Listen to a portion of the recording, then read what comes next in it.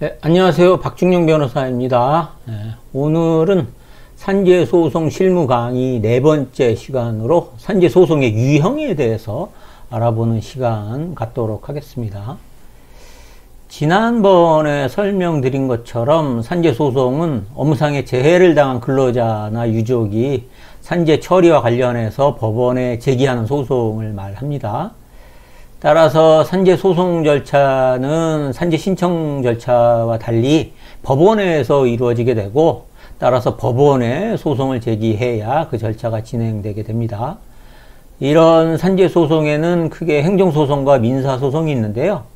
우선 행정소송부터 살펴보면, 행정소송에는 여러 가지 유형이 있겠지만 우리가 다루는 산재소송에 있어서의 행정소송은 주로 국가기관 등의 처분에 대한 취소를 구하는 취소소송이 주된 소송 내용이 됩니다. 이런 취소소송에는 근로복지공단의 처분 내용에 따라 유족급여 부지급 처분 취소소송하고 요양 불승인 처분 취소소송이 있는데요. 유족급여 부지급 처분 취소소송은 말 그대로 사망한 재해근로자의 유족이 유족급여 청구를 했지만 근로복지공단에서 여러 가지 사유를 들어서 부지급 처분을 하는 경우에 이런 부지급 처분에 불복해서 제기하는 소송을 말합니다. 그리고 요양불승인 처분 취소 소송은 업무상 재해를 당한 근로자가 요양급여 신청을 했지만 근로복지공단에서 불승인 처분을 한 경우에 이에 대해서 불복해서 제기하는 소송을 말합니다. 유족이나 재해근로자가 취소 소송에서 승소한 경우에는 근로복지공단의 부지급 처분 또는 불승인 처분은 처음부터 없었던 것이 되고, 지난 시간에 설명드린 대로 유족 또는 재해근로자는 원래의 절차에 따라서 산재보험급여를 수령할 수 있게 되는 겁니다. 그러니까 유족의 경우에는 유족급여를 수령하게 되고요. 재해근로자의 경우에는 요양급여뿐만 아니라 휴업급여와 장애급여까지 청구해서 받을 수 있게 되는 겁니다.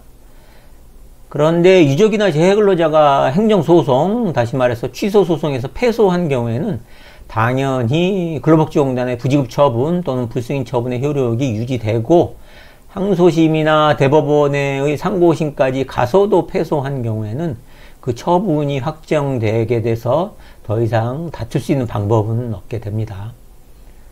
산재소송의 또 다른 유형에는 민사소송으로서의 산재 손해배상 소송이 있는데요.